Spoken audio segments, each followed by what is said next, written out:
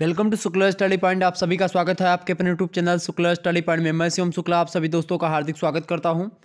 आज की वीडियो के माध्यम से हम जियोग्राफी के बहुत ही महत्वपूर्ण प्रश्न और उनके उत्तर को जानने का प्रयास करेंगे और विस्तार से समझने का भी प्रयास करेंगे हम एक प्रश्नों को, और बड़ी तीव्र गति से आगे बढ़ने का प्रयास किया जाएगा। चूंकि यह महासंग्राम रिवीजन क्लास है जो कि आपको परीक्षा से पहले आपको देख करके ही जाना है परीक्षा में। अगर यह वीडियो आप देख करके जाएंगे तो निश्चित तौर पर आप चाहे ऑब्जेक्टिव परीक्षा देने जा रहे हैं चाहे लिखित परीक्षा देने जा रहे हैं, दोनों में आप महारत हासिल करेंगे, दोनों में आप जो है अच्छा पेपर अपना कर पाएंगे और अच्छे अंक आपको प्राप्त होंगे आने वाले समय में। तो जियोग्राफी का यह महासंग्राम रिवीजन क्लास आपके लिए बहुत ही कारगर सिद्ध होने वाला है, खास करके परीक्षा की दृष्टि से। पर्यावरण, आपदा प्रबंधन और जलवायु परिवर्तन, ये आपके पेपर का नाम है, ठीक है। Environment, disaster management and climate change, ये आपके क्वेश्चन मतलब पेपर का नाम है। इसी से रिलेटेड आपके प्रश्न पूछे जाएंगे। जियोग्राफी बीए थर्ड सेमेस्टर में, यानी जो छात्र छात्राएं BA second year third semester में हैं उनको पढ़ना है जियोग्राफी में पर्यावरण, आपदा प्रबंधन और जलवायु परिवर्तन। क्लियर? तो बीए थर्ड सेमेस्टर का यह वीडियो मैं प्रारंभ करने जा रहा हूं। उससे पहले एक बार आपसे यही रिक्वेस्ट करूंगा कि अपने सभी दोस्त, जो कि आपके जितने भी दोस्त हैं सभी के पास इस वीडियो को शेयर कर दीजिएगा और वीडियो को लाइक कर दीजिए सभी दोस्तों के पास शेयर करने के बाद में, ओके। ताकि आपको लगातार मैं उतने ही जोश के साथ पढ़ाता रहूं जितने जोश के साथ मैं आया हुआ हूं, ठीक है। मोस्ट इंपॉर्टेंट प्रश्नों को समाहित किया है। परीक्षा देने से पहले इस वीडियो को एक बार आपको जरूर देख लेना है। इससे पहले आपको बता दूंगा कि जो आपका एक क्या आपका को करिकुलर कोर्स होता है, इन्वायरमेंटल स्टडीज का है, और एक वो है क्या बोलते हैं human values and environmental studies का, यानी मानवीय मूल्य और पर्यावरणीय अध्ययन से रिलेटेड जो प्रश्न आपके 100 ऑब्जेक्टिव टाइप के प्रश्न आने वो होते हैं, तो उसका भी मैंने दो क्वेश्चन पेपर आपका सॉल्व करवा दिया है और लगभग 4 से 5 मॉडल पेपर हैं उसके, और एक महासंग्राम वीडियो भी उसकी आज रात के 8 बजे से लाइव होगी। तो आप सभी लोग जो है इन सारी वीडियोज़ को देखने का प्रयास करेंगे। अगला प्रश्न देखें हम। पहला प्रश्न आपका आ चुका है भाई, सभी लोग देखेंगे। पर्यावरण का अर्थ बताइए। आपसे प्रश्न यह बहुत बार पूछा गया है और एक क्वेश्चन पेपर भी मैंने दिया था उसमें भी पूछा गया है और आपकी परीक्षा में भी आने वाला है। देखिए पर्यावरण का क्या अर्थ होता है, मैंने चैप्टर नंबर 1 में भी इसको समझाया पूरा विस्तार से। पर्यावरण क्या है, पारिस्थितिकी क्या है, पारिस्थितिक तंत्र क्या है, ठीक है। तो देखिए उत्तर क्या लिखना है कि वे सभी बाहरी परिस्थितियां एवं तथ्य। कौन कौन से? सबसे पहली बात, सारी की सारी बाहरी परिस्थितियां और बाहरी तथ्यों को पर भी फोकस कर रहा है। तो वे सभी बाहरी परिस्थितियां एवं तथ्य जिनका संबंध किससे होता है, मानव और उसके जीवन के क्रियाकलापों से होता है। यानी मानव से होता है और मानव के द्वारा या मानव के जीवन में मानव जो क्रियाकलाप करता है उन क्रियाकलापों से संबंध होता है। किसका? समस्त बाहरी परिस्थितियों का और तथ्यों का। तो जो पर्यावरण है आपका, ये क्या कहता है, इसका अर्थ है कि वे सभी बाहरी परिस्थितियां एवं तथ्य जिनका संबंध किससे है, मानव और उनके जीवन के जो क्रियाकलाप है उनसे है, सम्मिलित रूप से पर्यावरण उसी को हम कहते हैं। क्लियर? यानी मानव और मानव के जो क्रियाकलाप हैं उनके संबंध, मतलब कि इनका संबंध किससे होता है, मानव और उनके जीवन के क्रियाकलापों से होता है। जो बाहरी परिस्थितियां होती है तथ्य होते हैं, यानी जो हमको चौतरफा घेरे हुए है, जो हम पर भी प्रभाव डाल रही है और हमसे भी प्रभावित हो रही है, तो उस प्रकार के एक एरिया को हम इन्वायरमेंट यानी कि पर्यावरण बोल देते हैं। क्लियर? समझ में आ गई बातें? तो इस प्रकार पृथ्वी पर, समझें, इस प्रकार आप लिखेंगे नीचे कि इस प्रकार पृथ्वी पर मानव विकास और वृद्धि को प्रभावित करता है। मानव क्या करता है पृथ्वी पर? जो विकास है यानी डेवलपमेंट और जो वृद्धि है उसको क्या करता है, मनुष्य प्रभावित करता है। यहां तक कि मनुष्य जो होता है वो पर्यावरण को भी प्रभावित करता है, और पर्यावरण तो मनुष्य को करता ही है। मनुष्य के अलावा पर्यावरण विभिन्न वनस्पतियों को प्रभावित करता है, और जो आपके जितने ब्रह्मांड के जीव हैं, जितने भी वनस्पतियां, सभी पर्यावरण से प्रभावित होती हैं और पर्यावरण उनसे प्रभावित होता है। उन सभी चीज़ों में मनुष्य से ज़्यादा पर्यावरण प्रभावित होता है और मनुष्य पर ज़्यादा नकारात्मक प्रभाव भी पर्यावरण का पड़ता है। क्लियर? देखिए, तो इस प्रकार पृथ्वी पर मानव विकास और वृद्धि को प्रभावित करने वाली सभी दशाएं उसके पर्यावरण का अंग मानी जाती हैं। क्लियर? तो ये हो गया आपका पर्यावरण का कुछ अर्थ। पर्यावरण का सामान्य अर्थ देखें तो भौतिक परिवेश यानी कि नेचुरल इन्वायरमेंट से होता है, जो पृथ्वी के जयो जगत को आवृत किए हुए होता है। आवृत माने होता है एक प्रकार से घेरे हुए होता है। क्लियर?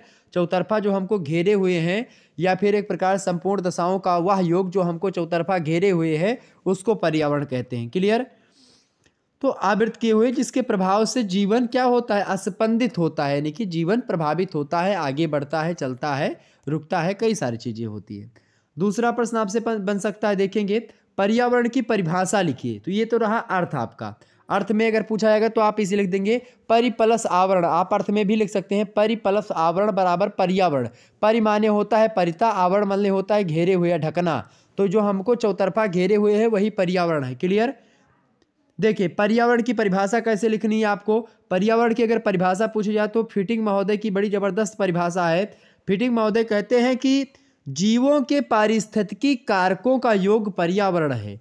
और ये प्रश्न आपका, जो आप बीए थर्ड सेमेस्टर में इन्वायरमेंटल स्टडीज जिनको पढ़ना है, अगर उन्होंने जियोग्राफी भी ले रखा है तो उनके लिए इन्वायरमेंटल स्टडीज बड़ा सरल हो जाएगा। क्योंकि बीए थर्ड सेमेस्टर में जियोग्राफी में आपको इन्वायरमेंटल स्टडीज ही पढ़ना है, और मानव मूल्य वाले में मानव मूल्य को केवल आपको मानव मूल्य और इन्वायरमेंटल स्टडीज पढ़ना है आपको बीए बीएससी बीकॉम के जो को करिकुलर कोर्स है उसके अकॉर्डिंग। ठीक है, ये बात आप ध्यान रखेंगे।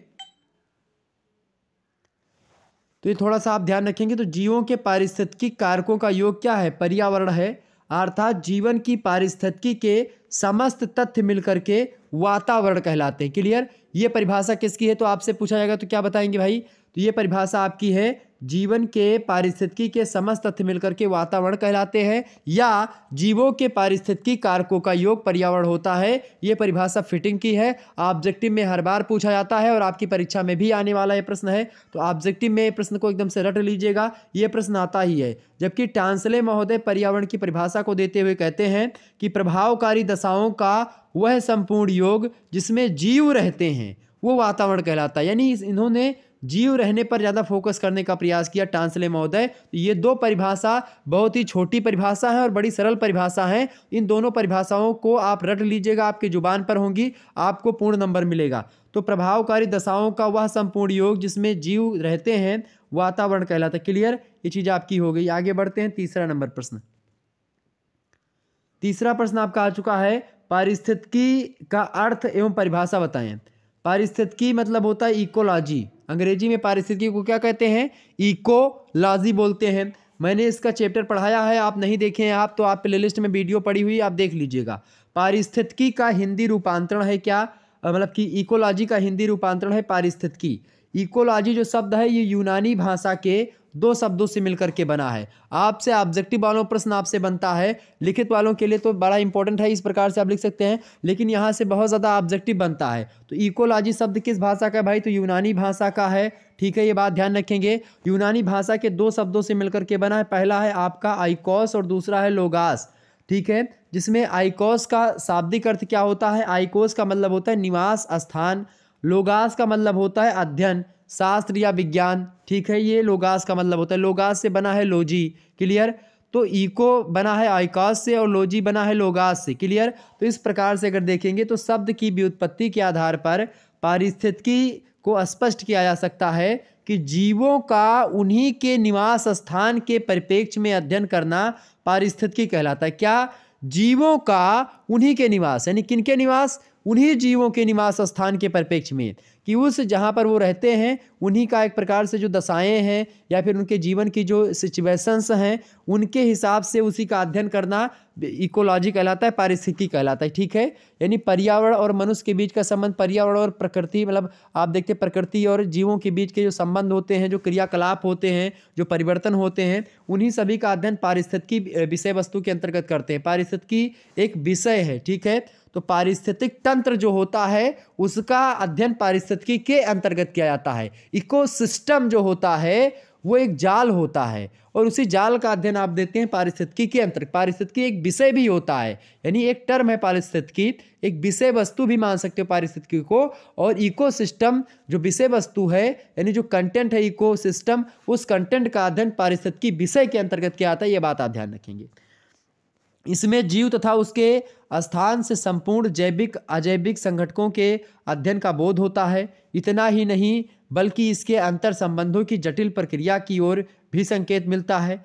साथ ही साथ पारिस्थितिकी में पाई जाने वाली समानता और असमानता भी इसके अंतर्गत सम्मिलित होती। किसके अंतर्गत? तो चाहे समानता की बात करें चाहे असमानता की बात करें, मनुष्य की पारिस्थितिकी के साथ या जीवों की पारिस्थितिकी के साथ, तो ये भाई देखिए समानता असमानता, ठीक है, ऊंच नीच, तमाम प्रकार के संबंध होते हैं, तो तमाम चीज़ों को सम्मिलित करने का प्रयास इसके अंतर्गत किया जाता है। यहाँ एक बात और आपको थोड़ा सा जाननी आवश्यक है, पारिस्थितिकी जो शब्द है इसका सर्वप्रथम प्रयोग 1869 ईस्वी में जर्मन जीव शास्त्री थे, मतलब जीव वैज्ञानिक हैं, अर्नेस्ट हैकेल, यानी जिसको आप शॉर्ट फॉर्म में ई हैकल भी लिखा हुआ मिलता है। तो अर्नेस्ट हैकल जीव विज्ञान है, मतलब जीव वैज्ञानिक हैं जर्मनी के। 1869 में उन्होंने पारिस्थितिकी शब्द का प्रयोग किया। उसके बाद में हैकल महोदय कहते हैं इस संदर्भ में पारिस्थितिक वातावरण और जीव समुदाय का पारस्परिक संबंधों के अध्ययन को कहते हैं। यानी कि पारिस्थितिकी जो होता है ये वातावरण और जीव समुदाय के पारस्परिक संबंधों के अध्ययन को कहते हैं। क्लियर? ये चीज़ समझ में आ गई आपके? आगे बढ़ते हैं, अगला प्रश्न आपका आ चुका है, तो ये आपके समझ में आ गया भाई, ये आपके समझ में पारिस्थितिकी का अर्थ आपके क्लियर हो गया। अगला प्रश्न आप देखेंगे, चौथा नंबर प्रश्न आप देखेंगे, पारिस्थितिकी की संकल्पना स्पष्ट कीजिए। तो पारिस्थितिकी संकल्पना का जो विकास हुआ था वो एक प्रकार से धीरे धीरे हुआ है, ऐसा नहीं कि डायरेक्ट से या अचानक से पारिस्थितिकी की संकल्पना का विकास हो चुका है, ये धीरे धीरे हुआ है। हिप्पोक्रेटस, अरस्तु और अन्य तमाम सारे ग्रीक कालीन जो विद्वान हैं उन विद्वानों के विचारों में पारिस्थितिकी का ज्ञान का आभास आप देखेंगे मिल जाता है। और ईसा पूर्व की 4वीं शताब्दी में थियोफ्रेस्टस ने जीवों और उनके पर्यावरण के परस्पर संबंधों की जो है सर्वप्रथम वर्णन किया उसका, और यहीं से आप देखते हैं इन्हें विश्व का प्रथम पारिस्थितिकी वैज्ञानिक भी माना जाने लगा, जब इन्होंने सबसे पहले पर्यावरण और जो पर्यावरण मतलब जीव होते हैं, मतलब जीवों का जो पर्यावरण होता है और जीवों और पर्यावरण के बीच का जो संबंध होता है परस्पर, यानी जीवों का पर्यावरण के प्रति संबंध और पर्यावरण का जीवों के प्रति संबंध, इन संबंधों को बताया किसने? सबसे पहले ईसा पूर्व 4वीं शताब्दी में थियोफ्रेस्टस ने बताया, और इसीलिए प्रथम पारिस्थितिकी यानी विश्व का प्रथम पारिस्थितिकी वैज्ञानिक माना जाता है थियोफ्रेस्टस को। तो ऑब्जेक्टिव में प्रश्न आपसे पूछता तो आप आसानी से इसको बता सकते हैं। इसके बाद में आप देखते हैं डार्विन, चार्ल्स डार्विन, ठीक है, कार्ल मार्क्स, इन सभी के विचारों से भी पारिस्थितिकी की संकल्पना विकास होती है। यानी पारिस्थितिकी की संकल्पना किसी एक व्यक्ति की देन नहीं है, ये अलग अलग युगों में, अलग अलग कालखंडों में, अलग अलग समय के अनुसार अलग अलग तरीके से विद्वानों के द्वारा समर्थन प्राप्त करती हुई आगे बढ़ती गई है। ठीक है, आगे बढ़ते हैं। 5वां प्रश्न आप सभी लोग देखेंगे, ये सारे के सारे प्रश्न आपके लिए महत्वपूर्ण इसलिए चूंकि बहुत ज़्यादा जानकारी आपको मिल रही है इस वीडियो के माध्यम से। अगला प्रश्न आप देखेंगे, पारिस्थितिकी तंत्र से क्या अभिप्राय है? अभिप्राय माने क्या मतलब है? पारिस्थितिकी तंत्र जो शब्द है जिसको आप इकोसिस्टम बोलते हैं अंग्रेजी में, उसका क्या अभिप्राय है, क्या मतलब है, क्या समझते हैं आप? तो पारिस्थितिकी तंत्र जो है ये जैवमंडल का एक छोटा सा नमूना है, मतलब कि कई पारिस्थितिक तंत्रों को मिला करके एक जैवमंडल बनता है। तो पारिस्थितिकी तंत्र जो होता है जैवमंडल का एक छोटा सा नमूना होता है, कई पारिस्थितिक तंत्र मिलते हैं तो एक जैवमंडल का निर्माण होता है। और वास्तव में देखा जाए तो पारिस्थितिकी तंत्र जो है किसी एक छोटे या बड़े स्थान के, छोटा स्थान है तो भी, बड़ा स्थान है तो भी, उसके सभी जीव जंतुओं और उसके भौतिक पर्यावरण, किसके भौतिक पर्यावरण? जो जीव जंतुओं के द्वारा निर्मित हैं या उसके चौतरफा जो घेरे हुए हैं तमाम सारे जो एक प्रकार से जीव जंतु है उनका जो पर्यावरण है, चाहे भौतिक पर्यावरण चाहे और भी पर्यावरण, उन पर्यावरण के सम्मिश्रण या योग को क्या बोलते हैं? पारिस्थितिक तंत्र बोलते हैं। जबकि जैवमंडल संपूर्ण पृथ्वी के सभी जीवधारियों व उसके भौतिक पर्यावरण के सकल योग को दर्शाता है। देखिए दोनों में अंतर भी है। पारिस्थितिकी तंत्र जो होता है किसी एक छोटे या कोई बड़ा स्थान है, एक स्थान के सभी जीव जंतु यानी किसी एक स्थान पर, जैसे मान लेते हैं पारिस्थितिकी जो तंत्र होता है आपका पारिस्थितिक तंत्र, जैसे सागर का पारिस्थितिक तंत्र, ठीक है, महासागर में एक स्थान है, वहाँ पर कौन कौन से जीव, कौन कौन से वनस्पतियाँ सागरों में पाई जाती, तो वो एक प्रकार से पारिस्थितिक तंत्र का निर्माण हो गया।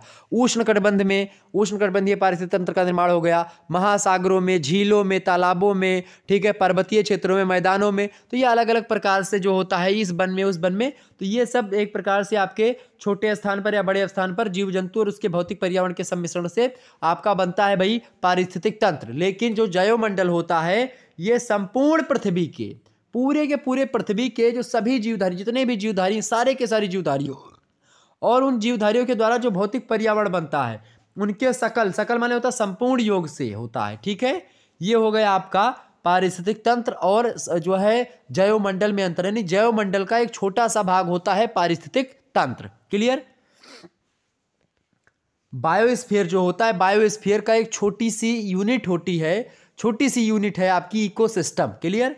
आगे देखते हैं, उदाहरण के लिए समझ सकते हैं, कोई झील एक पारिस्थितिक तंत्र है। ठीक है, एक झील कोई है, झील तो आप जानते ही होंगे। तो झील जो है एक पारिस्थितिक तंत्र जिसका पानी रुका हुआ होता है, और झील का निर्माण आप देखते हैं बांध वांध बनाते हैं तो वहाँ से होता है, या गोखुर झील, या फिर नदियों के अपरदन के परिणाम स्वरूप झीलों का निर्माण भी जो है कभी कभी हो जाता है कि सामने कुछ पड़ा और इधर चल बहा और उधर झील हो गया, फिर इधर से गोखुर झीलों का निर्माण खास करके ऐसे होता है।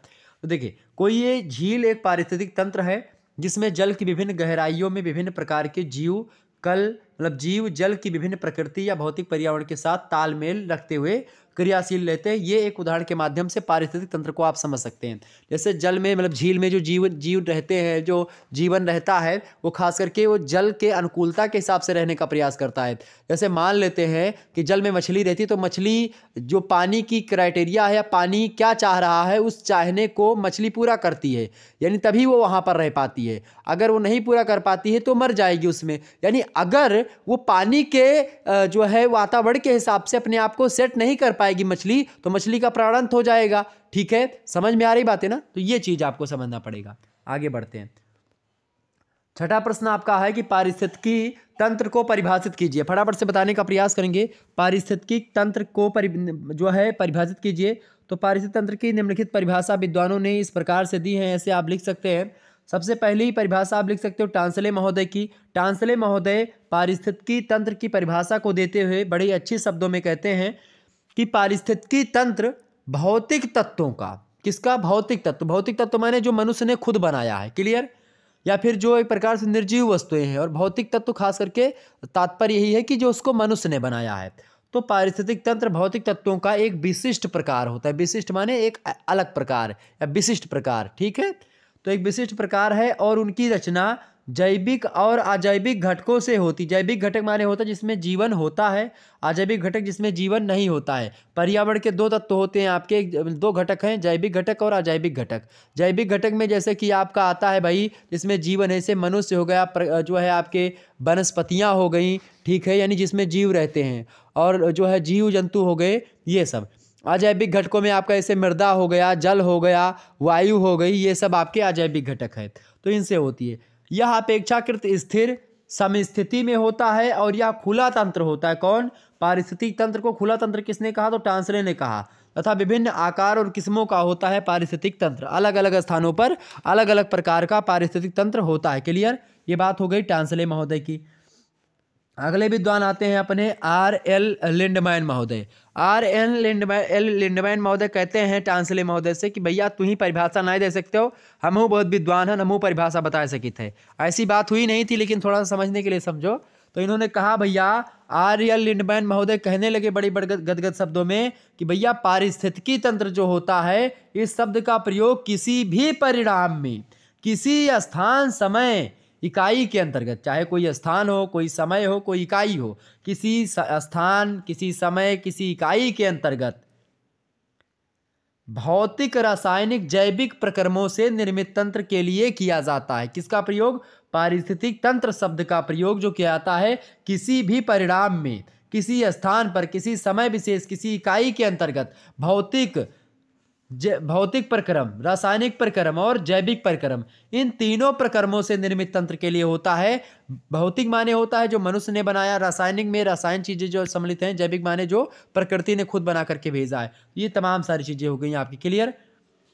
तो ये R.L. लिंडमैन की परिभाषा, बड़ी जबरदस्त परिभाषा पारिस्थितिक तंत्र की। ये दो परिभाषा याद रख लीजिएगा, और इसमें चीजें थोड़ा सा, इसको पहले थोड़ा सा अर्थ लिखने का प्रयास करें, उसके बाद में कुछ विद्वानों ने इस प्रकार से परिभाषा को दिया है, या फिर आप पहले एक आध दो विद्वान की परिभाषा बताएंगे जब आपसे पूछा जाएगा, और उसके बाद में एक अपनी मनगढ़ंत परिभाषा, यानी कि उन्हीं दोनों विद्वानों ने जो जो बताया है उन्हीं को अपने शब्दों में आप थोड़ा सा, अपने शब्दों में थोड़ा सा आप अपनी भाषा का प्रयोग करते हुए लिखेंगे कि भाई इन दोनों विद्वानों की या फिर विभिन्न विद्वानों की परिभाषाओं को पढ़ने के बाद में हम यह कह सकते हैं कि पारिस्थितिकी तंत्र यह है। तो आप उसमें अपना एक परिभाषा आसानी से बना करके देख सकते हैं। तो अगला प्रश्न आपका 7वां नंबर आप देखेंगे। 7वां नंबर प्रश्न आप देखेंगे, पारिस्थितिकी तंत्र के अजीविकीय घटकों का उल्लेख कीजिए। तो अजीविकीय घटकों के अंतर्गत पारिस्थितिक तंत्र का निर्जीव वातावरण आता है। एक जैविक घटक होता है, एक अजैविक घटक होता है। तो जो अजैविक घटक होता है उसी को अजीवीय घटक कहते हैं। तो उसी अजीवीय घटक के बारे में आपसे प्रश्न पूछा जाएगा। तो जैविक घटक में जिसमें जीवन होता है, अजैविक घटक में जिसमें जीवन नहीं होता है, सबसे सरल भाषा में। तो जो विभिन्न प्रकार के जीवीय घटकों का नियंत्रण करता है, अजीविकीय अजीविक अंश या अजीवीय घटकों को अधोलिखित 3 भागों में हम बांटते हैं। पहला कौन सा होता है भाई?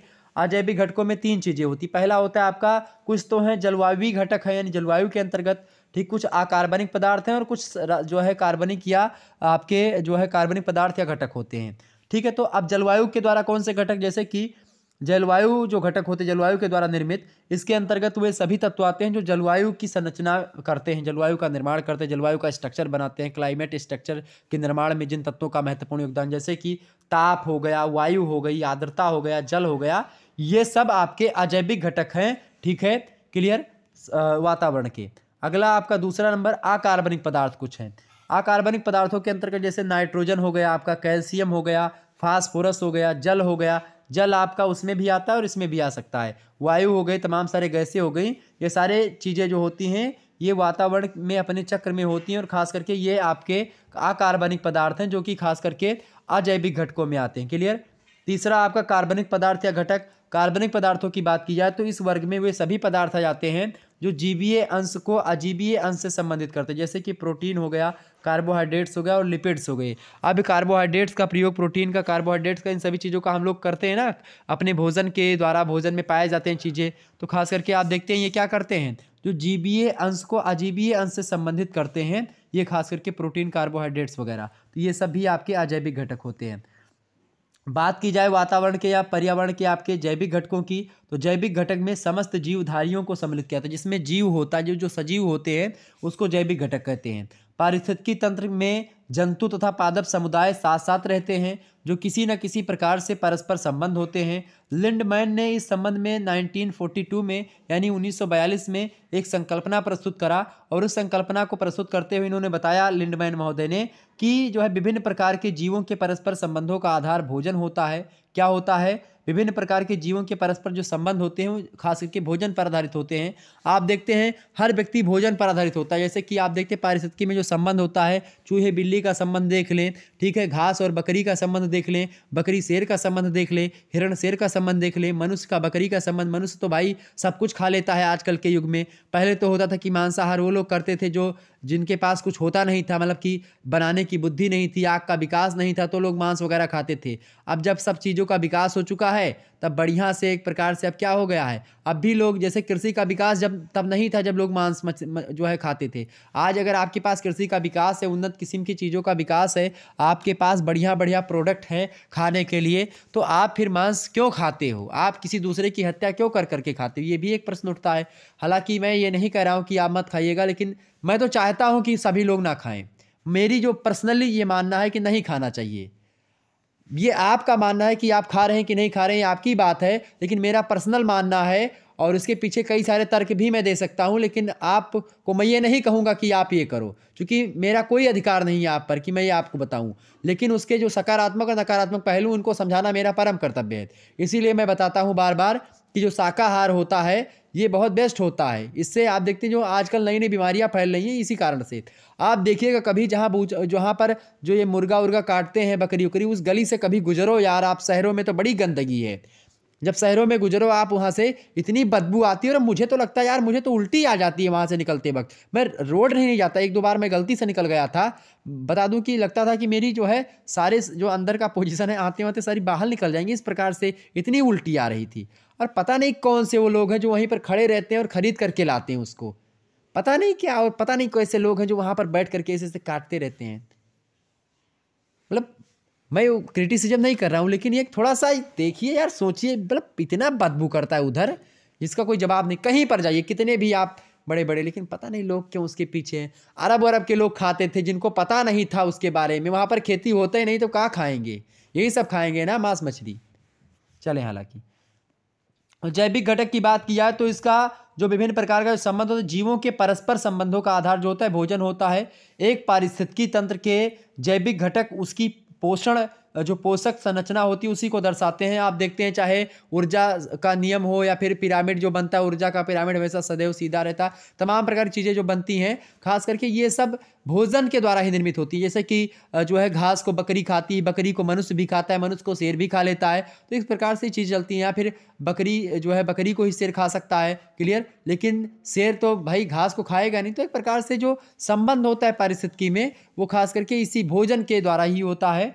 ये बताते हैं आपके कौन, लिंडमैन महोदय। कहते हैं कि पोषण संबंधों की दृष्टि से जैविक घटकों को 3 भागों में हम बांट सकते हैं। पहला उत्पादक, दूसरा उपभोक्ता और तीसरा अपघटक। उत्पादक क्या होते हैं भाई? उत्पादक वे होते हैं जो कि उत्पादन करते हैं। उत्पादक में जैसे कि आपके हो गए, उत्पादक को मतलब कि प्रथम उत्पादक भी कहते हैं। तो उत्पादक मतलब कि जो भोजन को बना रहा है। जैसे पेड़ पौधे जो होते हैं प्रथम उत्पादक होते हैं, वो अपना भोजन स्वयं बनाते हैं, वह स्वपोषी होते हैं। और अपना भोजन कैसे बनाते हैं? प्रकाश संश्लेषण, फोटोसिंथेसिस क्रिया के द्वारा, प्रकाश संश्लेषण की विधि के द्वारा वो अपना भोजन अपनी पत्तियों के द्वारा, क्लोरोफिल में होता है उसी के तरह से बनाते हैं सूर्य के प्रकाश के द्वारा, ठीक है। और उस पत्तियों को कौन खाता है? बकरी खाती है, फिर बकरी को वो बाघ खाता है। तो एक प्रकार से ये एक साइकिल। तो प्राथमिक उत्पादक जो है या उत्पादक कौन होते हैं? आपके जो घास होती है, जो पेड़ पौधे होते हैं, वनस्पतियां होती हैं। सेकंड उत्पादक जो मतलब ये कोरल भी होते हैं। और सेकंड उत्पादक जो होते हैं मतलब जो उपभोक्ता होते हैं, आपके उपभोक्ता की बात की तो प्रथम उपभोक्ता कौन होते हैं? प्रथम यानी जो बकरी है या फिर जो केवल शाकाहारी लोग होते हैं वो। दूसरे में जो अपघटक होते हैं, इनमें एक प्रकार से जैसे कि आप बड़े बड़े आप देखते हैं उपभोक्ता, अपघटक, ये तमाम सारी चीज़ें तो इन्हें विभाजित किया था। अजैविक घटकों की बात की है। 9वां प्रश्न आपकी स्क्रीन पर आ चुका है, सभी लोग देखने का प्रयास करेंगे। एक बार सभी लोग वीडियो को लाइक और शेयर कर दीजिएगा। 9 नंबर प्रश्न आपका अजैविक घटक। देखिए, पारिस्थितिकी तंत्र में पाए जाने वाले समस्त अजैविक पदार्थ उसके अजैविक घटक कहलाते हैं। और ये पदार्थ निरंतर जैविक और अजैविक घटकों में परिवर्तित होते रहते हैं। और इस प्रकार निर्जीव वातावरण के तत्व जैविक घटकों को नियंत्रित करते हैं। संरचना की दृष्टि से इन अजैविक पदार्थों को 3 भागों में बांटते हैं, अकार्बनिक, कार्बनिक और जलवायु संबंधी कारकों में। मैंने इससे पहले जो आपका जो है 7वां प्रश्न था उसमें मैंने इस पर चर्चा करी थी। तो ऐसे अजैविक घटक पूछे, आजीविकीय घटक पूछे तो उसका मतलब है जिसमें जीवन नहीं है। और खास करके पर्यावरण के 2-3 ही घटक होते हैं, 3 घटक होते हैं, एक अजैविक घटक, एक जैविक घटक और एक भौतिक घटक भी या जो है रासायनिक घटक शामिल करते हैं। अगला प्रश्न आपका आ चुका है, भौतिक पर्यावरण से क्या तात्पर्य है? भौतिक पर्यावरण से अभिप्राय भौतिक कारकों से होता है जिसमें पर्यावरण के वायुमंडलीय तत्व, सौर ऊर्जा, प्रकाश, तापमान, स्थल जात के तत्व जो होते हैं मतलब स्थल पर जो होते हैं, खास करके पर्यावरण के तत्व जो हैं आपके वायुमंडलीय तत्व बहुत सारे हैं। सौर ऊर्जा, प्रकाश, तापमान, ये सब आपके वायुमंडलीय तत्व हैं। स्थल मंडल के तत्व हैं जैसे धरातलीय स्वरूप हो गया, मृदा यानी मिट्टी कैसी है, शैल यानी कि जो चट्टानें वो कैसी, खनिज, तो ये सब हो गए आपके स्थल जात तत्व यानी कि स्थल मंडल से रिलेटेड, ये सब भौतिक पर्यावरण के तत्व हैं। इसके अलावा जलीय तत्व भी होते हैं जो है खास करके भौतिक पर्यावरण में, जैसे जल राशियाँ हो गई बहुत सारी, सागरीय जल हो गए, धरातलीय जल हो गए, ठीक है, भूमिगत जल हो गए। तो ये तमाम प्रकार की चीज़ें जो होती हैं सब भौतिक पर्यावरण के अंतर्गत आती हैं। और आप देखते हैं स्थिति जात तत्व सम्मिलित भी किए जाते हैं इसके अंतर्गत। इन कारकों को 3 भागों में जो है बांटा जाता है, प्राकृतिक वातावरण के तत्व, दूसरा प्राकृतिक वातावरण की प्रक्रियाएं और तीसरा प्राकृतिक वातावरण की शक्तियों, ये तीनों में बांटा जाता है। और ये समस्त कारक समेकित रूप से भौतिक पर्यावरण का निर्माण करते हैं। तो भौतिक पर्यावरण मतलब होता है आपका स्थल मंडल, जल मंडल और वायुमंडल के जो आजीविक मतलब कि आजीविकीय घटक हैं उनको भौतिक पर्यावरण के अंतर्गत रखा जाता है। क्लियर, आगे बढ़ते हैं। 11वां प्रश्न देखेंगे। 11वां प्रश्न सांस्कृतिक पर्यावरण से क्या तात्पर्य है भाई? तो भौतिक कारकों में परिवर्तन, संशोधन अथवा पारिष्करण करके जब मनुष्य जो होता है सांस्कृतिक पर्यावरण का निर्माण करता है। जो भौतिक पर्यावरण होते हैं या भौतिक कारक जो होते हैं उन्हीं कारकों में मनुष्य अपने ज्ञान के द्वारा, अपने दिमाग का प्रयोग करके, अपनी बुद्धि का, अपनी विवेक का प्रयोग करके, अपने कौशल का प्रयोग करके वो क्या करता है? उसको पारिष्करण करता है, उन वस्तुओं में संशोधन करता है, उन वस्तुओं को अपने योग्य बनाता है। तो उसको बोलते हैं सांस्कृतिक। तो वो सांस्कृतिक पर्यावरण का निर्माण होता है। जैसे कि मान लेते हैं हमको मिट्टी मिली, अब मिट्टी को हमने उर्वरक बनाया, मिट्टी में हमने कोई फसल बोई, ये आपका हो गया भाई क्या? ये सांस्कृतिक पर्यावरण हो गया। या हमको भाई पेड़ पौधा मिला, अब पेड़ पौधे को छोड़िए तो पेड़ पौधा अलग बात हो गई। मान लेते हैं हमको जल मिला, अब जल का प्रयोग हम अलग अलग चीज़ों में करते हैं। जल का प्रयोग कोई खाना बनाने में करता है, कोई दारू पीने में करता है, कोई अलग अलग चीज़ों में करता है, ठीक है। या इसी प्रकार से आप देखते तमाम सारी चीज़ें जो हमको प्राप्त हुई हैं प्रकृति से, खास करके भौतिक पर्यावरण से, उन भौतिक पर्यावरण के तत्वों का प्रयोग करके, चाहे वो स्थल की बात की जाए, चाहे जल मंडल की बात की जाए, चाहे जिस चीज़ों की बात की जाए, तो उन सभी चीज़ों का प्रयोग करके हम आज जो है वैज्ञानिक विधियों का प्रयोग करके उनसे नई नई चीज़ों का, तकनीकों का विकास कर रहे हैं। और आज खनिज तत्व जो हमको मिले हैं, उनसे तमाम सारे जो तत्व मिले हैं, अकार्बनिक, रासायनिक, कार्बनिक, उन सभी तत्वों के माध्यम से आज हम नए नए तमाम प्रकार के पंखा, TV, cooler, washing machine, mobile phone से लेकर के दुनिया भर का चीज़ बना दिए हैं। ये सब तत्व कहाँ से मिले हैं? ये सब आपके खनिज तत्व तो ही हैं, कोई प्लास्टिक, कोई लोहा, कोई निकल, कोई फास्फोरस, कोई तमाम प्रकार के, ठीक है। तो ये सब चीज़ें क्या हैं? इन्हीं सभी चीज़ों से सांस्कृतिक पर्यावरण का निर्माण होता है। और आज भूमंडल पर अधिकांश भाग सांस्कृतिक पर्यावरण के रूप में ही परिवर्तित होते जा रहा है, क्योंकि मानव अपनी प्रौद्योगिकी और तकनीकी के ज्ञान के आधार पर लगभग सब जगह पहुंच चुका है अथवा अपनी उपस्थिति की छाप छोड़ दी है। और भौतिक पर्यावरण या भौतिक वातावरण की भांति सांस्कृतिक वातावरण यानी सांस्कृतिक पर्यावरण के भी 3 अंग होते हैं। पहला होता है सांस्कृतिक वातावरण की शक्तियाँ, दूसरी होती प्रक्रियाएँ, तीसरी होती सांस्कृतिक वातावरण के तत्व, ठीक है। ये चीज़ सांस्कृतिक पर्यावरण समझ में आ गया। 12वां प्रश्न आपका बड़ा इंपॉर्टेंट है, इस टर्म्स को समझने का प्रयास करेंगे। ये ऐसे टर्म्स हैं जो कि आपको जियोग्राफी में एकदम से बढ़िया बनाते हैं और जियोग्राफी की समझ को आपको विकसित करते हैं। अभी तक अगर आपको वीडियो पसंद आई है, मेरा एफर्ट पसंद आया, इतनी मेहनत के साथ आपको पढ़ाने का प्रयास करता हूं, तो आप वीडियो को लाइक और शेयर बस कर दीजिएगा। मैं दिन रात आपके लिए मेहनत करता हूं, लेकिन इस समय रीच बहुत कम आ रही भाई, तो एक बार वीडियो को शेयर अवश्य कर दीजिए, सभी दोस्तों तक पहुँचा दीजिए। और इसी बीच कौन था हमारे चैनल को लॉगिन करने का प्रयास कर रहा था लगातार, ठीक है। इसी बीच पता नहीं कौन सा आ गया। अगला प्रश्न आप देखेंगे, 12वां नंबर प्रश्न है आपका पारिस्थितिकी संतुलन। पारिस्थितिकी संतुलन क्या है भाई? तो जो है पारिस्थितिकी संतुलन जो होता है, इसके उत्तर में क्या लिखेंगे? प्राकृतिक पर्यावरण के सभी घटकों के अपने मौलिक स्वरूप, गुणधर्म और अपने अनुपात में रहने की स्थिति जो होती है वो पारिस्थितिक संतुलन कहलाती है। यानी कि जिस चीज़ों में वो अपने आप को कंफर्ट महसूस करे, चाहे वो भौतिक पर्यावरण के तत्व हो, चाहे अभौतिक पर्यावरण के तत्व हो, चाहे जैविक हो, चाहे अजैविक हो, वो तत्व अपने आप में कंफर्ट फील कर रहा हो, तो वो होता है आपका संतुलन। यानी पारिस्थितिकी में संतुलन हो, इकोलॉजी में अगर संतुलन है, इकोसिस्टम में संतुलन है, तो वही होता है संतुलन। मतलब कि तारतम्यता स्थापित है, मनुष्य मतलब जीवों का और जीवों के जो वातावरण है, उन वातावरण और जीवों के बीच का जो संबंध है वो सकारात्मक है, वो सही है, तो फिर एक प्रकार से क्या होता है, संतुलन बना रहता है। जब तक इनमें बाह्य संतुलन नहीं होता है, संतुलन की दशा बनी रहती है। प्राकृतिक या मानवीय कारणों से किसी घटक के अनुपात या गुणवत्ता में ह्रास होने पर ये स्वचालित प्राकृतिक क्रिया विधि में क्या होती है, बाधा उत्पन्न हो जाती है और पारिस्थितिकी संतुलन बिगड़ जाता है। और आज पारिस्थितिकी या संतुलन मानव द्वारा प्रकृति में किए गए अत्यधिक हस्तक्षेप का परिणाम है। आप देखते नदी बहती है और नदियों पर बांध बना करके नदियों के जल को रोक करके, और आप देखते हैं कई प्रकार की बाधाएं उत्पन्न हो जाती हैं। नदी के जल को रोकने से कई प्रकार की बाधाएं उत्पन्न होती हैं, और खास करके ये सब प्राकृतिक मतलब पारिस्थितिकी या संतुलन का एक प्रकार से हो। जैसे कि अगर आप बांध बनाते हैं किसी नदी पर, तो भाई जो है नेचर क्या है प्रकृति की, भाई वो नदी बह रही है, अगर गंगोत्री ग्लेशियर से निकल रही है या यमुनोत्री ग्लेशियर से या चोमायुंगडुंग ग्लेशियर से आ रही है, उस पर आप बांध बनाओगे, उसके बेग को रोक करके आप बिजली बनाते हो, बहुउद्देशीय परियोजना निर्माण करते हो, उससे क्या होगा, पानी रोकोगे, जल भराव की समस्या उत्पन्न होगी, वहाँ की जो प्राकृतिक वनस्पतियाँ होंगी वो नष्ट होंगे, जीव जंतु नष्ट होंगे। इसके परिणाम स्वरूप क्या होगा, आप बिजली तो बना पाएंगे, लेकिन बिजली बनाने के चक्कर में बहुत सारी चीज़ों का नष्ट हो जाएंगे। बहुत सारे ऐसे जीव होते हैं जो कि पर्यावरण का संतुलन बनाए रखते हैं, उन जीवों का नष्ट हो जाना, और बहुत सारी गैसें जो होती हैं वो नष्ट हो जाती हैं। इसी मतलब कि जो गैसें होती हैं वो विषैली हो जाती हैं, जीव जंतु नष्ट हो जाते हैं उनकी। जैसे आजकल गिद्ध खत्म हो चुके हैं, चूंकि मनुष्य जो है गिद्ध का काम करने लगा, तो गिद्ध की संख्या कम हो गई, गिद्ध खत्म हो गए, चूंकि मनुष्य अब मतलब कि इस प्रकार से इतना मांस खाने लगा, गिद्ध के लिए मांस बचा ही नहीं। तो गिद्ध क्यों ना खत्म होगा, और यह चिड़िया खत्म होने लगी, कई सारी चीजें हैं।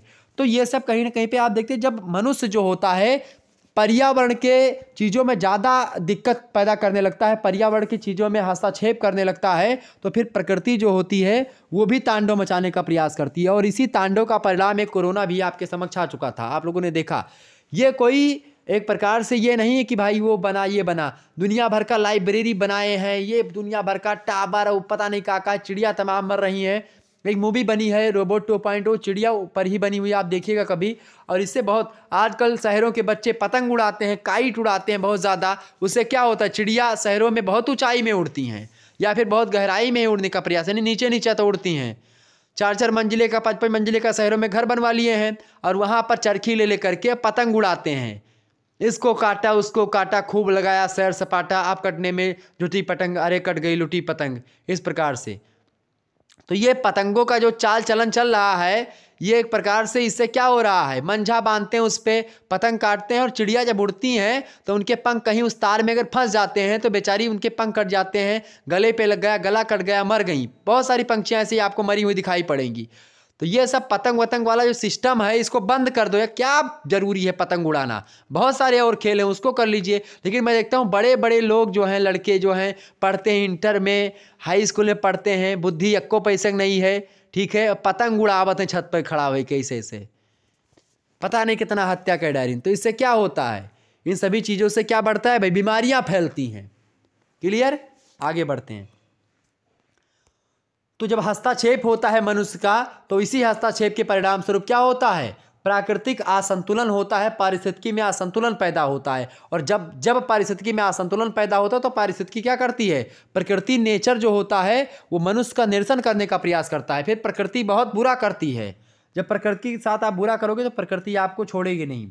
अगला प्रश्न आपका आ चुका है, 13वां नंबर प्रश्न है, पर्यावरण प्रबंधन को परिभाषित कीजिए। देखिए, डॉक्टर R.L. सिंह तथा डॉक्टर सबिंदर सिंह, ये दोनों लोगों की परिभाषा है खास करके पर्यावरण प्रबंधन की, जिसको आप बोलते हैं डिजास्टर मैनेजमेंट।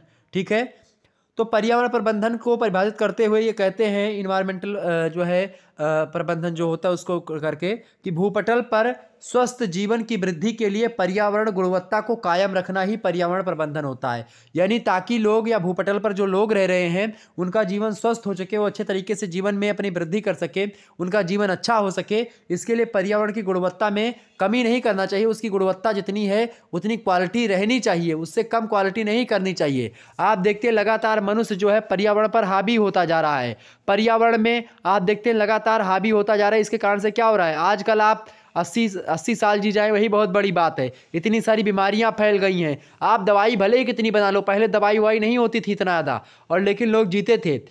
अरे हमारे जो है बहुत सारे आप देखेंगे पुराने ज़माने में, आपके दादाजी, हमारे दादाजी, आप देखिएगा कि वो लोग जो है एक एक कुंटल सर पे लाद करके और 5-5 किलोमीटर पैदल में निकल जाते थे।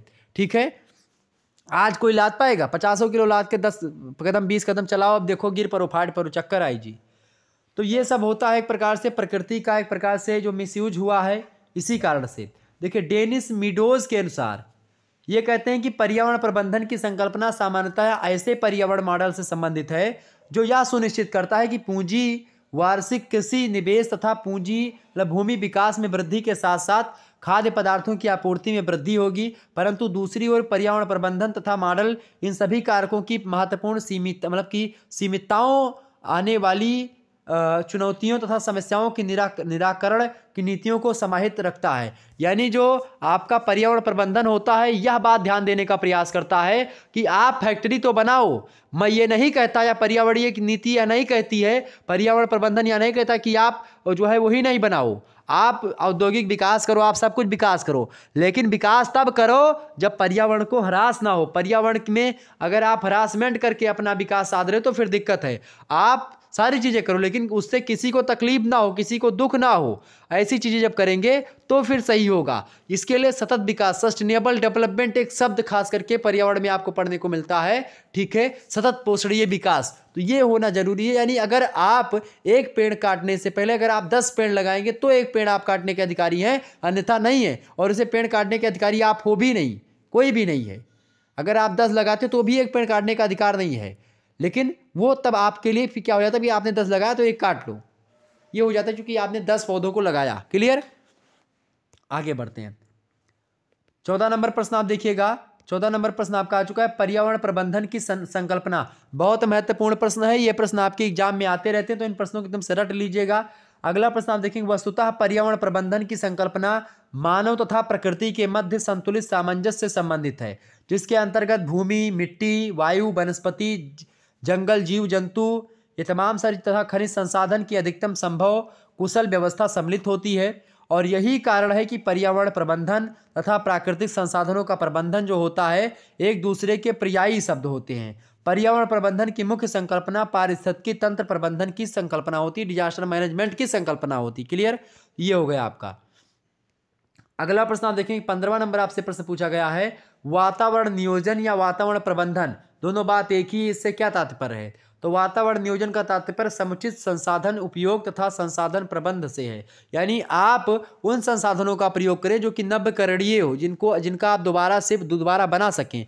ऐसे संसाधनों का सीमित प्रयोग करें जो कि दोबारा नहीं बनाए जा सकते हैं। ठीक है, इस बात को लेकर के TN सुखू कहते हैं कि वातावरण नियोजन का केंद्रीय विषय प्राकृतिक और पारिस्थितिक वातावरण पर मानव कार्यक्रम का दबाव घटाना अथवा न्यूनतम करना है। यानी जो मानव लगातार प्रकृति पर हावी हो रहा है, उसी हावी होने को प्रकृति पर मनुष्य के हावी होने को रोकना ही आपका क्या है? वातावरण प्रबंधन या वातावरण नियोजन है, ऐसा बताते हैं TN सुखू जी। और सही कहा इन्होंने। और खास करके जो है यह वातावरण में निहित संसाधनों का अधिक उपयोग, अवांछित उपयोग एवं दुरुपयोग ना करने का प्रयास है। ठीक है, यानी जो निहित संसाधन है उनका अधिक उपयोग ना हो, अवांछित उपयोग हो और दुरुपयोग ना हो। यानी जो भी आपको संसाधन चाहिए वो आप संसाधनों का प्रयोग करें, लेकिन सीमित दायरे में करें। ऐसे संसाधनों का प्रयोग ज़्यादा ना करें जो कि दोबारा नहीं बनाए जा सकते, जैसे कि पेट्रोल, डीजल या अन्य प्रकार के कोयला, इन सभी चीज़ों को आप दोबारा नहीं बना सकते हैं। लेकिन सूर्य ऊर्जा हो गई या जल विद्युत हो गया, ये सब आप नवकरणीय है। ठीक है, कई सारी चीज़ें। तो ये आपको, यानी कि आपको कोई चीज़ का प्रयोग करने से पहले ये देखना कि जो आने वाली पीढ़ी है उसके लिए भी कुछ हम बचा करके रखें। ऐसा नहीं कि ये संसाधनों के प्रयोग से आपको रोकता नहीं है, संसाधनों का आप प्रयोग करें लेकिन उचित मात्रा में करें। ठीक है, जिससे कोई नुकसान ना हो। 16वां प्रश्न आप देखेंगे।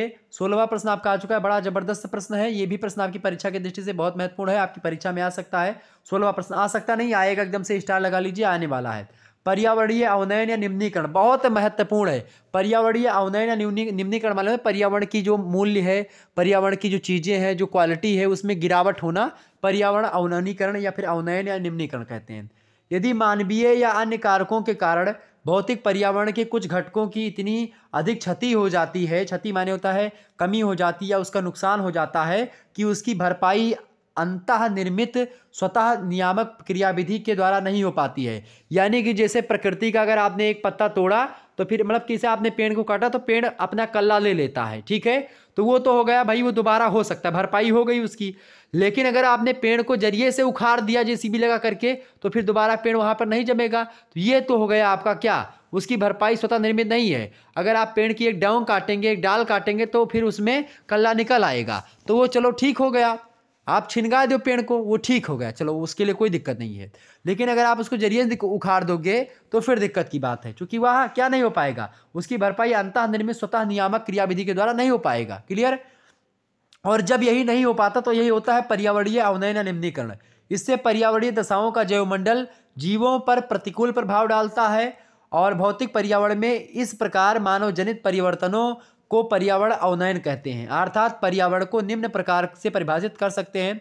पर्यावरण अवनयन वह अवस्था होती है मेरे मित्रों कि जिसमें पर्यावरण के भौतिक संघटकों, भाइयों बहनों बताएं, तो पर्यावरण को निम्न प्रकार से परिभाषित किया जा सकता है। बताएं किस प्रकार से।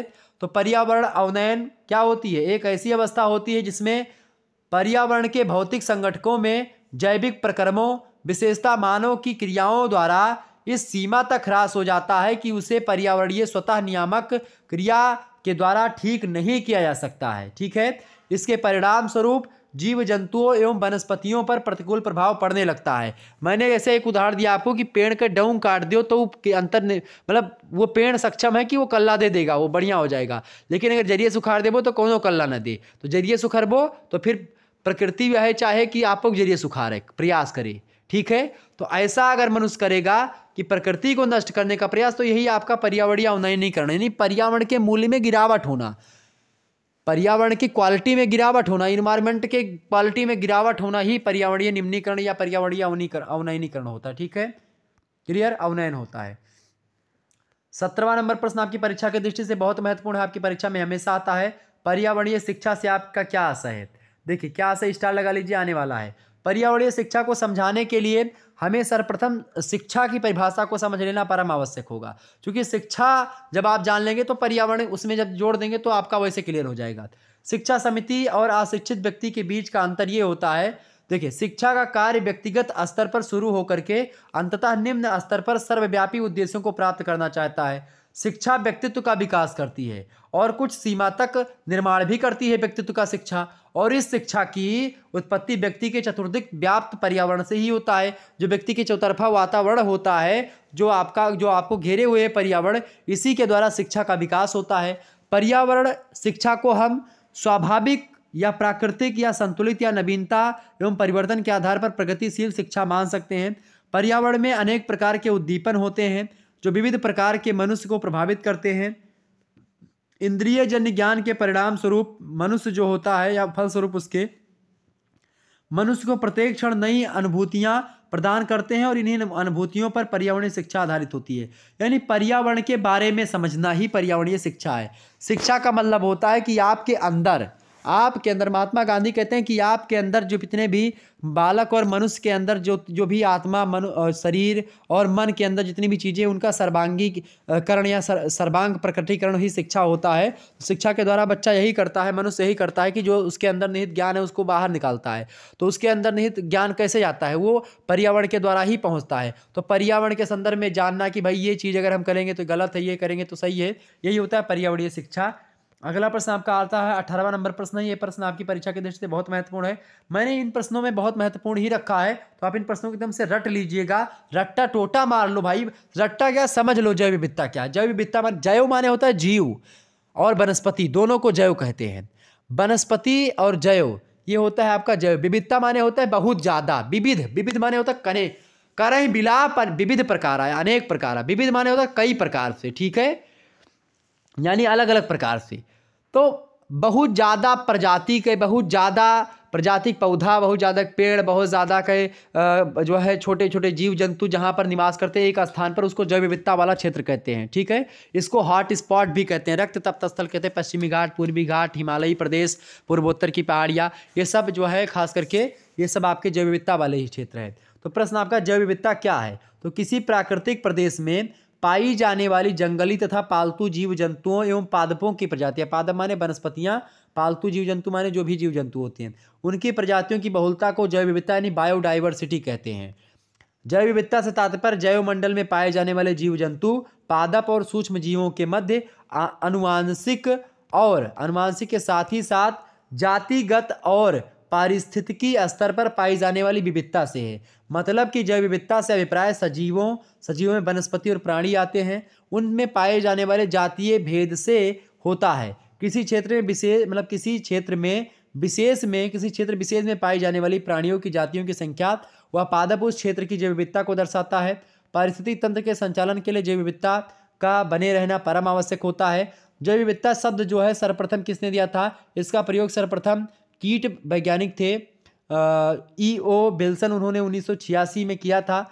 जैव विविधता पर अमेरिकन फोरम के लिए प्रस्तुत प्रतिवेदन में इन्होंने किया था, और उन्होंने राष्ट्रीय संसाधन परिषद को जैविक विविधता यानी बायोलॉजिकल डाइवर्सिटी की जगह जैव विविधता शब्द का सुझाव भी दिया था। तभी से यह शब्द या एक संकल्पना के रूप में प्रस्तुत हो जाता है।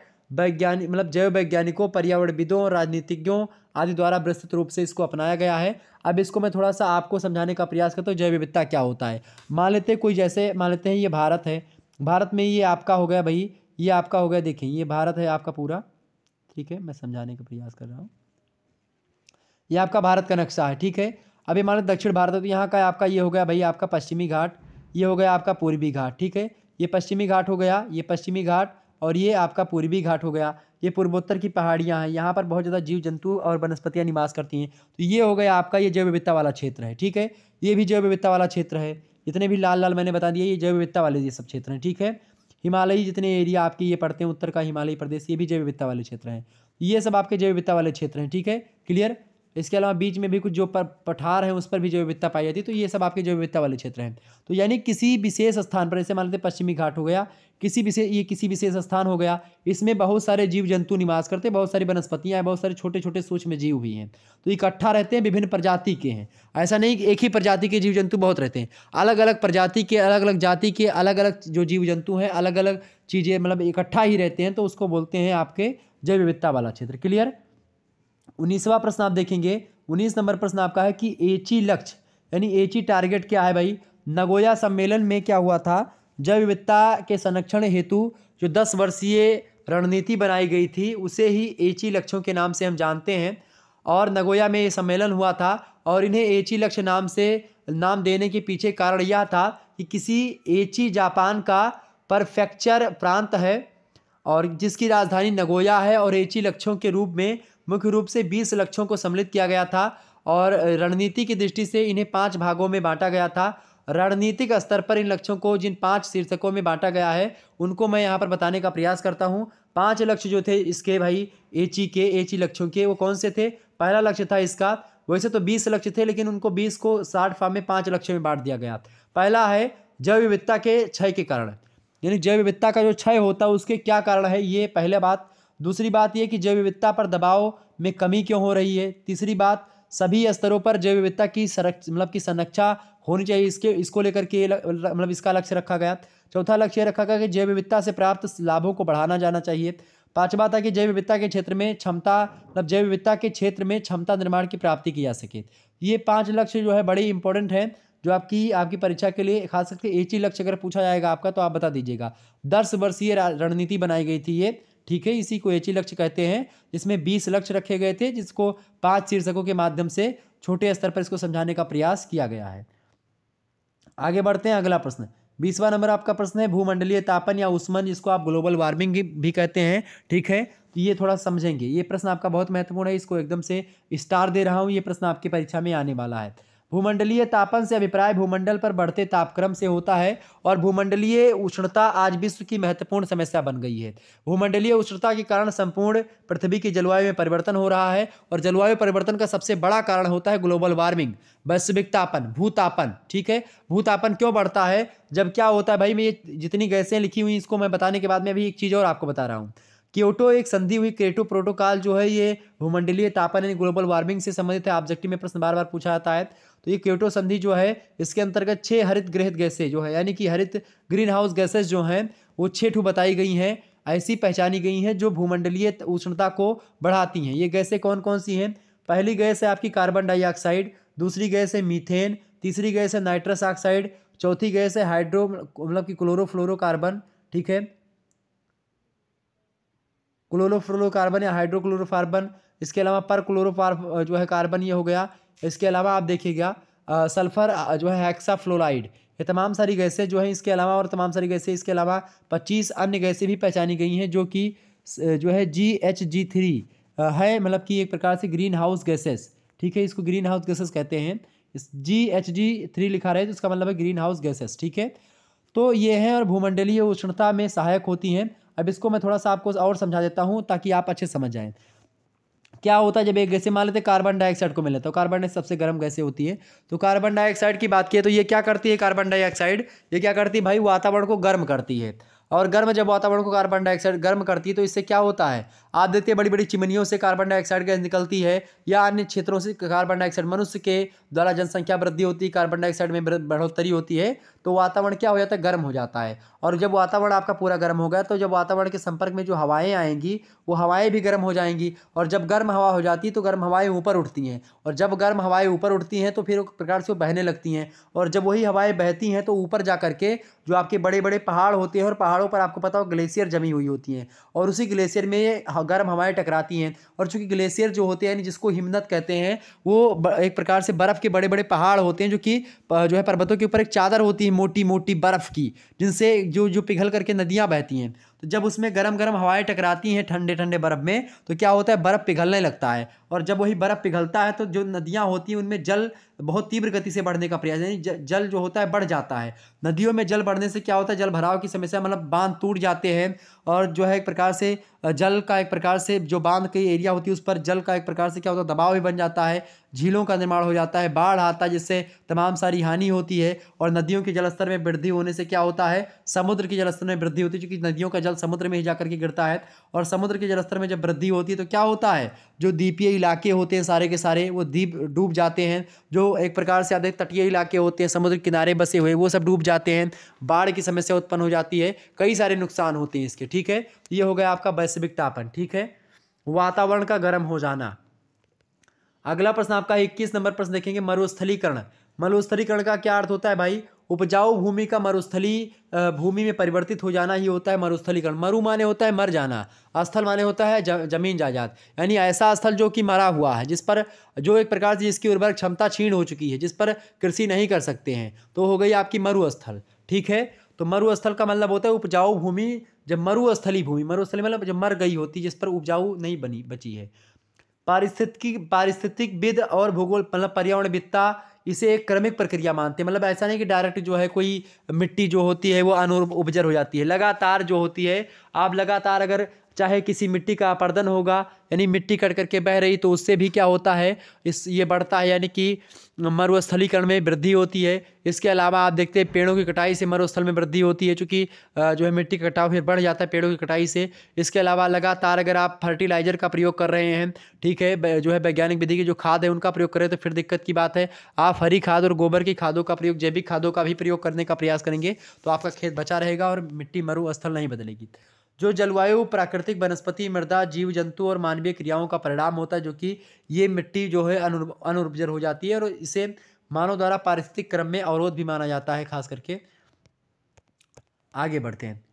केंद्रीय शुष्क क्षेत्र शोध संस्थान के पूर्व निदेशक जो है उन्होंने कहा कि मरुस्थलीकरण से तात्पर्य उन सभी प्रक्रमों के सामूहिक प्रभाव से है जिसके अंतर्गत एक पारिस्थितिकी तंत्र में मूलभूत परिवर्तन आ जाता है, जिससे जो है अमरुस्थली क्षेत्र पर मरुस्थल क्षेत्र में होने लगता है। यानी कि अमरुस्थली माने होता है माने होता नहीं, यानी कि जो मरी हुई भूमि नहीं है, यानी जो उपजाऊ मिट्टी है वो अनुपजाऊ में बदल जाती है, मरुस्थल में बदल जाती है, और यही जलवायु और जैविक तत्वों की प्रक्रिया का परिणाम होता है। यह प्रक्रिया मरुस्थली दशाओं को सघन और जटिल बनाती है। फलस्वरूप सीमावर्ती क्षेत्रों में मरुस्थल का विस्तार होता है। ठीक है, आगे बढ़ते हैं। 22 नंबर प्रश्न आप देखेंगे। 22 नंबर प्रश्न है आपका कार्बन चक्र। कार्बन चक्र जो होता है जैव भू रासायनिक चक्र होता है, जिसके द्वारा कार्बन का जीवन मंडल, स्थल मंडल और मृदा मंडल, जल मंडल, पृथ्वी की वायुमंडल के साथ विनिमय होता है जो है कार्बन चक्र का। और पृथ्वी के सबसे महत्वपूर्ण चक्रों में से एक और है जीवमंडल, और उसके समस्त जीवों के साथ कार्बन के पुनर्जीवनीकरण और पुनर्योग का जो है अनुमत होता है। ये होता है आपका कार्बन चक्र, यानी कार्बन चक्र जो होता है जीवमंडल से सीधा जुड़ा हुआ होता है। अगला प्रश्न आपका है 23 नंबर प्रश्न देखेंगे। भूमि अवनयन।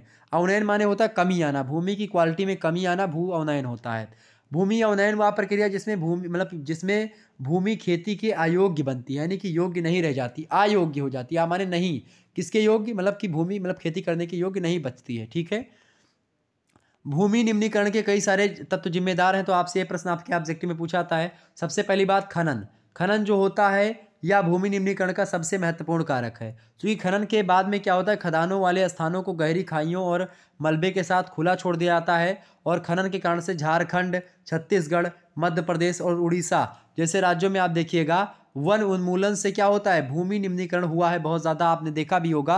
ठीक है, यहाँ पर ज़्यादा जो है कृषि नहीं होती है, क्योंकि यहाँ पर बहुत ज़्यादा खदानें, बहुत ज़्यादा क्या होता है, खनिजों की प्राप्ति के लिए लगातार प्रयास हुआ। इसके कारण से जब खुली खदानें होती हैं तो उनकी उर्वरक क्षमता क्षीण हो जाती है। ठीक है, दूसरा कारण है खनिज प्रक्रियाएँ, जैसे कि आप देखते हैं सीमेंट उद्योग में चूना पत्थर को पीसना, और मृदा बर्तन उद्योग में आप देखते हैं चूने और जो है सेल खड़ी के प्रयोग से बहुत अधिक मात्रा में वायुमंडल में जो है धूल विसर्जित होती है।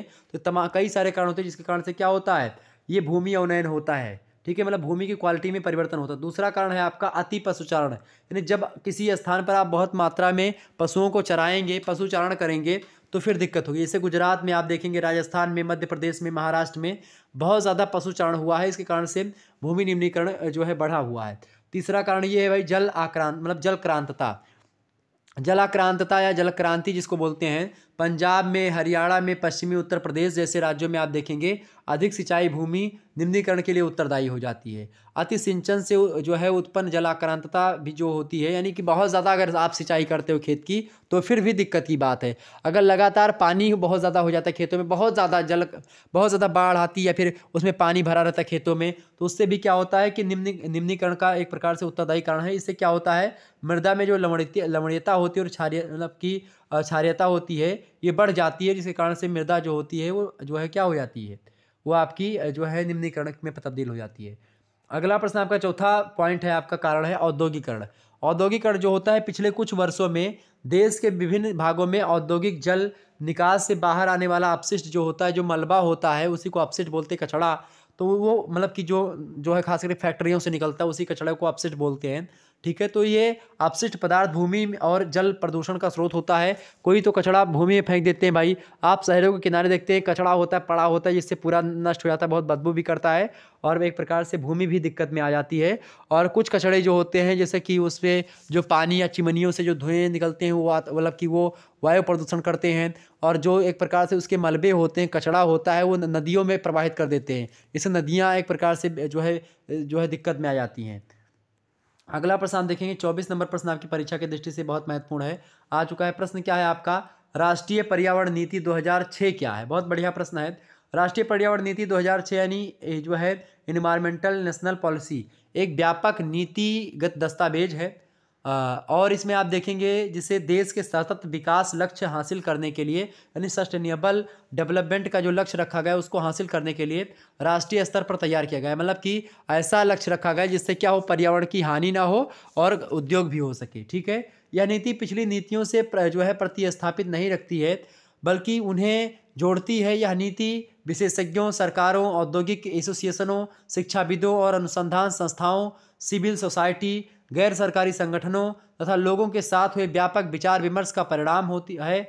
और बहुत सारे लोगों ने मतलब इस सभी के मतलब विचार विमर्श किया, बहुत विद्वानों ने बैठा, चर्चा पर चर्चा हुई, उसके बाद में फिर 2006 में राष्ट्रीय पर्यावरण नीति आई। ठीक है, राष्ट्रीय पर्यावरण नीति में पर्यावरण संरक्षण को बढ़ावा देने के लिए, जिसके संबंध में सभी स्थलों पर हितधारकों और विभिन्न कार्यकर्ताओं के बीच समन्वय की आवश्यकता होती है, अनेक नए और पहले से जारी प्रयासों पर महत्वपूर्ण प्रकाश डालती हैं। ठीक है, ये आपके हो गए क्या भाई, ये आपका हो गया क्या मैंने बताया, पर्यावरण नीति जो आई थी इसके तहत। 25वां नंबर आप प्रश्न देखेंगे। 25 नंबर प्रश्न आपका नमामि गंगे योजना। नमामि गंगे योजना से प्रश्न आपका आया हुआ था, ये प्रश्न स्टार बना लीजिएगा, आएगा। नमामि गंगे जो है सरकार ने चलाई योजना है, सरकार के द्वारा चलाई गई। तो सरकार ने गंगा नदी के प्रदूषण को समाप्त करने के लिए, नदी को पुनर्जीवित करने के लिए नमामि गंगे नामक एक एकीकृत गंगा संरक्षण मिशन की शुरुआत का शुभारंभ किया है। केंद्रीय मंत्रिमंडल ने नदी की सफाई के लिए बजट 4 गुना करते हुए 2019-20 तक नदी की सफाई पर 20,000 करोड़ रुपए खर्च करने की केंद्र की प्रस्तावित कार्य योजना को मंजूरी दे दी थी, और इसे 100% केंद्रीय हिस्सेदारी के साथ एक केंद्रीय योजना का रूप भी दिया गया था। शुरुआती स्तर पर आप देखेंगे, शुरुआती स्तर पर गतिविधियों के अंतर्गत नदी की ऊपरी सतह की सफाई को से लेकर के बहते हुए ठोस कचरे की समस्या को हल करने, ग्रामीण क्षेत्रों की सफाई से लेकर के ग्रामीण क्षेत्रों की नालियों से आते मैले पदार्थ और शौचालयों के निर्माण, सौदाह गृह का नवीकरण, आधुनिकीकरण और निर्माण तक, तथा जो अधजले थे और आंशिक रूप से जले हुए शव जो हैं उनको नदी में बहाने से रोका जाना। आप देखते हैं बहुत सारे लोग नदियों में जल एक मतलब नदियों में शव बहा देते हैं। ठीक है, वो गलत बात है। लोगों को नदियों के बीच संबंध को बेहतर करने के लिए घाटों का निर्माण, मरम्मत, आधुनिकीकरण का लक्ष्य निर्धारित किया गया है। आप देखिए बनारस के घाटों को जा करके चमक रहे हैं, अयोध्या के घाटों को आकर के देखिए, अब तो और डेवलपमेंट चल रहा है। ठीक है, तो ये सब होता है आपका नमामि गंगे योजना। ठीक है, आगे बढ़ते हैं। आप देखते हैं जो है गंगा नदी में एक जो है प्लैंकटन होता था। ठीक है, उस प्लैंकटन को एक प्रकार से जो है मछलियाँ खाती थी, और वो प्लैंकटन जो हुआ करते थे वो खास करके आप देखते हैं गंगा नदी के जल को सुरक्षित भी रखते थे। गंगा नदी का जल जो होता था कभी खराब नहीं होता था। ठीक है, आगे बढ़ते हैं। ये हो गया आपका भाई, इतने प्रश्न हो गए आपके, क्लियर, समझ में आ गई बातें। 26 नंबर प्रश्न आप देखेंगे, आपसे पूछा गया खाद्य श्रृंखला क्या है भाई। खाद्य श्रृंखला विभिन्न प्रकार के जीवधारियों का एक क्रम होता है जिसके द्वारा एक पारिस्थितिक तंत्र में खाद्य ऊर्जा का प्रवाह होता है। पारिस्थितिकी तंत्र में खाद्य श्रृंखला का विचार लिंडमन महोदय ने 1942 में दिया था, 1942 में दिया था। हरे पौधे का प्रकाश संश्लेषण की सहायता से अपना भोजन बनाते हैं। ये पहला आपका निर्माण हो गया, भोजन निर्माण करने का पहला। ये प्रकाश मतलब पौधे जो होते हैं प्रकाश संश्लेषण के द्वारा उसकी सहायता से अपना भोजन स्वयं बनाते हैं। और इन पौधों का उपयोग कौन करता है, प्राथमिक उपभोक्ता जो होते हैं, यानी जो शाकाहारी जीव होते हैं वो पौधों का भोजन करते हैं। यानी कि आप साग सब्जी भी खाते हैं, हम लोग भी, यानी जो शाकाहारी लोग होते हैं वो पेड़ पौधों से अपना भोजन बनाते हैं, पेड़ पौधे सूर्य के प्रकाश से अपना भोजन बनाते हैं। ठीक है, और आप देखिए प्राथमिक उपभोक्ताओं का द्वितीयक उपभोक्ता जो है उपयोग करते हैं, यानी जो शाकाहारी जीव होते हैं उनको जो मांसाहारी जीव यानी कि जो द्वितीयक उपभोक्ता होते हैं वो खाते हैं। और द्वितीयक उपभोक्ताओं का तृतीयक उपभोक्ता भोजन के रूप में उपयोग करता है, यही खाद्य श्रृंखला होती है। यानी कि एक पौधा है, यानी कि मान लेते घास है, घास को कौन खाता है? घास को मान लेते खरगोश भी घास को खाता है, या बकरी मान लेते बकरी घास को खाती है। अब घास को भाई कौन खाता है? बकरी खाती है। घास ने भोजन किससे बनाया? सूर्य के प्रकाश से बनाया। अब उस घास को बकरी ने खाया, बकरी को किसने खाया? बकरी को मान लेते मनुष्य ने खाया। तो बकरी क्या है? प्राथमिक उपभोक्ता है, क्योंकि बकरी ने जो है किसको खाया? घास को खाया। अब बकरी शाकाहारी, उसको मनुष्य ने खाया, तो मनुष्य क्या है भाई? मनुष्य आपका सर्वाहारी है। तो मनुष्य जो है बकरी को खा लिया, तो मनुष्य जो हो गया आपका द्वितीय उपभोक्ता हो गया, ठीक है। और मनुष्य जो है, अब आपका मनुष्य को कौन खा लेगा? मनुष्य को आपका क्या खा लेगा भाई? मान लेते बाघ खा लिया, तो ये एक प्रकार से मनुष्य तृतीय उपभोक्ता हो गया। क्लियर? तो ये चीज़ें, या ऐसे आप समझिए, मान लेते हैं कि जो आपके जो है कीड़े मकोड़े होते हैं, छोटे छोटे कीड़े मकोड़े, वो वनस्पतियों से अपना भोजन बनाते हैं, मतलब कि पेड़ पौधों को खाते हैं, ठीक है। कीड़े मकोड़े मान लेते हैं पेड़ पौधे हैं ये आपके, और ये कीड़े मकोड़े हैं। कीड़े मकोड़े जो हैं ये इसको खाते हैं, ठीक है। पहला ये हो गया आपका जो है प्राथमिक जो है उत्पादक, और मतलब ये उत्पादक हो गया प्राथमिक उत्पादक। ये हो गया आपका प्राथमिक उपभोक्ता, कौन? कीड़े मकोड़े जो हो गए, ठीक। बहुत सारे कीड़े मकोड़े इसको खाते हैं। अब कीड़े मकोड़े को कौन खाता भाई? कीड़े मकोड़ों को मेढक खाता है। तो मेढक आपका क्या हो गया? मेढक आपका हो गया भाई, मेढक आपका क्या हो गया? तो मेढक आपका कोई हो नहीं गया, मेढक ये हो गया आपका द्वितीय उपभोक्ता।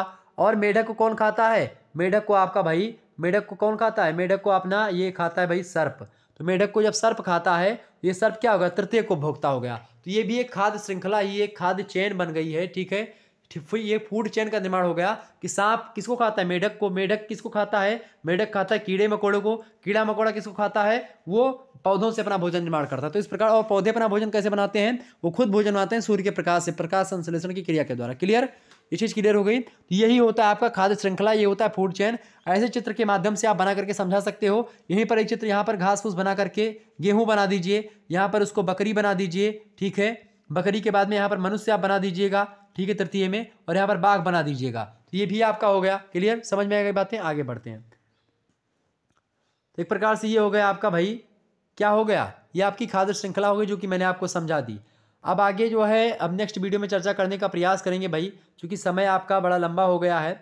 और मेरे हिसाब से अब जो है 2.2 इसका आने वाला है, महासंग्राम का, मतलब इसका सेकंड पार्ट आपका आ जाएगा। क्योंकि आपका और भी बहुत सारे प्रश्न हैं, तो आज लगभग हो नहीं पाएगा, क्योंकि मेरा गला भी जो है ख़राब है। नहीं तो मैं एक ही वीडियो में सारी चीज़ें मैं 4-4 घंटा लगातार पढ़ा देता हूँ, लेकिन थोड़ा सा गला ख़राब है, इसी वजह से मैं पूरा क्लास 2 घंटे, मतलब और भी 3-4 घंटे का क्वेश्चन पेपर हो जाता, लेकिन मैं पूरा शायद ना बता पाऊँ आपको। इसीलिए मैं सोच रहा हूँ कि जो है यही समझ लीजिए आप, या बता दिया जाए?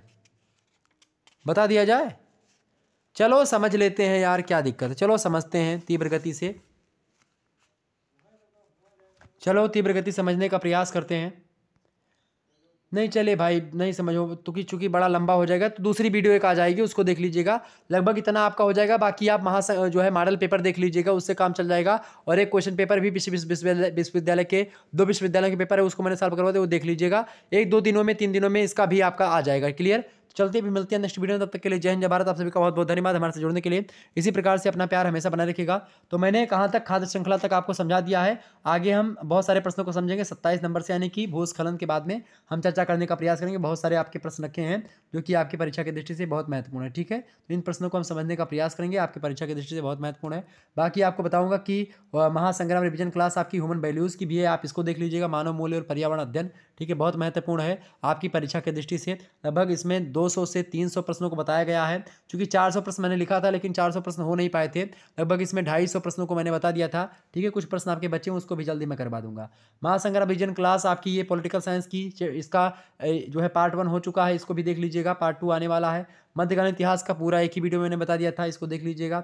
और शिक्षा शास्त्र का पार्ट 1 हो चुका है, पार्ट 2 आने वाला है। इन सभी महासंग्राम वीडियो को देख लीजिएगा। हिंदी का भी महासंग्राम वीडियो हो चुका है, उसको देख लीजिएगा। महासंग्राम 2.2 हिंदी वाला आने वाला है जल्दी, ओके। उसके लिए आप तैयार हो जाइएगा। धन्यवाद, मिलते हैं नेक्स्ट वीडियो के लिए। जय हिंद जय भारत। आप सभी का बहुत बहुत धन्यवाद।